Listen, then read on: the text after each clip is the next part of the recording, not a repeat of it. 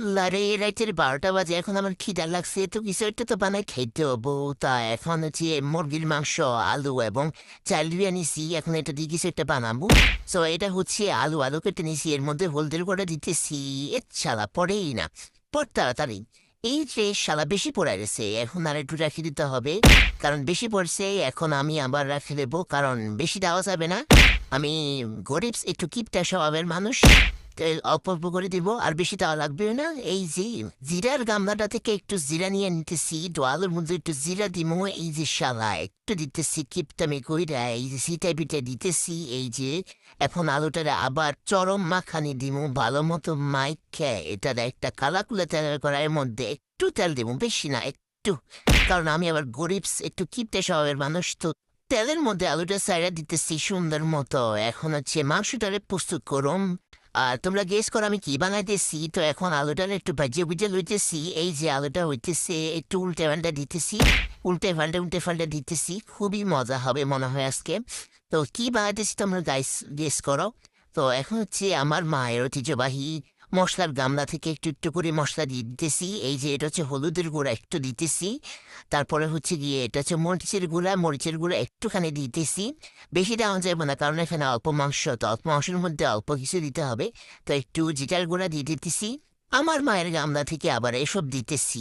দেখলে আমার মা আমার লাথি মারবো। রাইতের বাজে 12টা, কেউ দেখতেছে না, এই জন্য আস্তে আস্তে করে দিতেছি। তো আলুটাকে একটু হালকা করে দাঁড়ায়, এই দিন দিয়ে আমার আলুটা পুড়ে যেতেছে। এই যে পিছনের পাটটা পড়ে গেছে, হাই হাই হাই হাই, কি করলাম তাড়াতাড়ি সিলা নিবে দিতেছি। এখন আলুটাকে উঠাই নিব। এই যে আলু করতেছে আমার লগে তামাশা, উঠতেছে এই নিঃশালা, তাড়াতাড়ি উঠ শালা, আমার লগে তামাশা করতেছে আলু। তো থাক, এই যুদ্ধ আর তোমাদের না দেখাইলাম। মাংসটা আগে দিয়ে বসাই দিই, তো মাংসটা বসাই দিছি। এখন হচ্ছে গিয়ে চুলা অন করে দিছি, কিন্তু তেল দিই নাই। তো এটা হচ্ছে আমার নিত্য ঘটনা। এদিক দিয়ে আমার মাংস পুড়ে দিতেছে, তো একটুখানি তেল দিয়ে দিব। আবার কিপটামি করতেছি যে এদিক দিয়ে আমার মাংসটা পুরি কয়লা হয়ে যাইতেছে। তো এখন হচ্ছে এটারে চরম নাড়ানি দিব, এমন নাড়ানি দিব যাতে সবগুলো উপকরণ একসাথে একটা মিশে যায়। তো ভালো মতো উল্টানি পাল্টানি করতে হবে। যা, কালারটা তো ভালো আসে না, এর মধ্যে আর একটু হলুদ দিতে হইব, তো আর একটু হলুদ দিয়ে দিছি। তো এখন একটু সুন্দর করে নাড়বো। কিপটামি হচ্ছে আমার স্বভাব, কিপটামি করে সবকিছু দিছি। তো কম বেশ হয়ে যেতে পারে। আর একটু দিচ্ছি রসুনের বন্দা। তো রসুনের বন্দাটা আমি ছাড় দিছি। তো এখন হচ্ছে আর একটু ভালো করে নাড়বো, এটার ভাজা ভাজা করবো। তো এটি দিয়ে আমি হচ্ছে আসল জাদুটা দিব। এটা হচ্ছে বিরিয়ানির মশলা, রাঁধুনি, সবসময় আমি এটাই ইউজ করি, রাঁধুনি বিরিয়ানি মশলা। তখন শালা বুঝতে পারছি যে আমি বিরিয়ানি বানাইতেছি। তো এখন হচ্ছে মাংসের মধ্যে মশলাটা সুন্দর করে দিছি। এখন একটু ভাজিয়া লুমু, সুন্দর করে ভাজিয়া বুঝিয়া এটার একদম ফ্লেভার নিয়ে আসতে হইব ভালো মতো। তোমরা বাসায় এরকম 12টা বাজে খিদা লাগলে ট্রাই করবা অবশ্যই। তো আমার বাসায় এরকম মুরগির মাংস ছিল। এটার মধ্যে এখন একটু পানি দিয়ে দিতেছি। একটুখানি পানি না দিলে আবার এটা ভালো মতো হইব না। সো পানিটা দিয়ে একদম ভালো মতো কষাই নিতেছি। এটারে সুন্দর মতো কষাইতে হইব। মাংসটা বাজতে বাজতে তেল করার এক পাশ পুড়ে গেছে, এটা দেখে তোমরা আবার হাসো না। তো একটা পাশ দিয়ে আমি কামটা সারাই লইতেছি। এরপর আরেকটা কালাকুলা তেল করার মধ্যে একটুখানি পেঁয়াজ দিয়ে দেবো। তো এটার মধ্যে দিয়ে দেবো একটুখানি তেল। এই যে তেল একটু পানি দিয়ে দিতেছি, বেশি দেওয়া যাইব না, কারণ বেশি দিলে আমার মা আবার আমারে সেজ বইচ্ছা মতো। তো একটুখানি লবণ দিয়ে দিতেছি।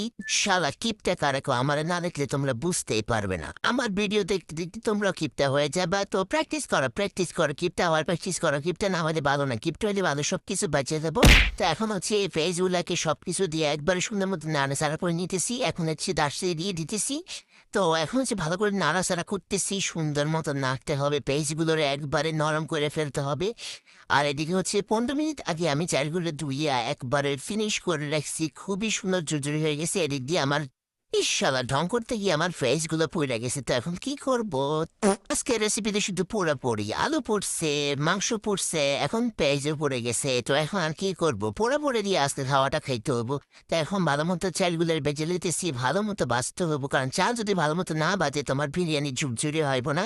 তো ভালো মতো বেজে লিতেছি। এখন এর মধ্যে আমি আর একটু বিরিয়ানি মশলা অ্যাড করে দিব, কারণ এটা দিলে ফ্লেভারটা একটু সুন্দর আসে, গ্রানটা একটু বাড়ে। তো এখন হচ্ছে এই যে একটা গামলার মধ্যে দুধের গুঁড়া, তারপরে হচ্ছে চিনি নিয়ে একটু পানি দিয়ে ভালো মতো গুইটা লইতেছি। এটা আমি এখন বিরিয়ানির মধ্যে দিব। এটা দিলে ফ্লেভার এবং স্বাদ দুটোটাই অনেক দ্বিগুণ হয়ে যায়। তোমরা বাসায় অবশ্যই ট্রাই করবা। আর আমার মতো এরকম ফুলে ফেললো না, তো পুড়ে ফেললে খাবারটা মজা হবে না। তো আমি তো খাইতে পারবো, তোমরা খাইতে পারবে না। তো এখন হচ্ছে পানি দিয়ে একটু মাপতেছি যে কিরকম হয়েছে। এদিক দিয়ে আমার বস্তুটা পড়ে দিয়ে দেখো মাংসটা পড়ে গেছে, মানে পুরো পড়েছে, আর আমার কোনো কাজে হবে না। মাংস পইড়ে এক পাশে একবারে মুচমুচে হয়ে গেছে। তো কি করবো এখন, এটা দিতে হবে, এটা দিয়ে কামসার তৈব। তো এদিক দিয়ে হচ্ছে আমার চালে বুদবুতানি এসেছে। তো এখন হচ্ছে গিয়ে মাংসটা দিয়ে দিতেছি। তো মাংসটা দিয়ে এখন ভালো মতো সবগুলা মিক্স করে নিব। এর মধ্যে দিয়ে দিতেছি আলুগুলা। আলুগুলা হচ্ছে পুড়ে গেছে, সব কিছু পুড়ে গেছে। তো দেখি আজকে বিরিয়ানিটা পুরা বিরিয়ানি হয়ে গেছে। তো এটা খাইতে হবে, এই যে ফাইনালি খাইতেছি খুবই নীরবতার সাথে খাইতেছি। কারণ কি আবার দেখতে সমস্যা, তারাও শেয়ার করতে পারবো, আমি কার সাথে শেয়ার করতে পারবো না। সো খুবই মজা হয়েছে, খুবই মজা হয়েছে। আর কি বলবো, এই যে আলুটাও খুবই মজা হয়েছে। তো একটু পড়ছে, পড়লে সমস্যা নাই। খিদা লাগছে অনেক বেশি, খিদা লাগলে যে কোনো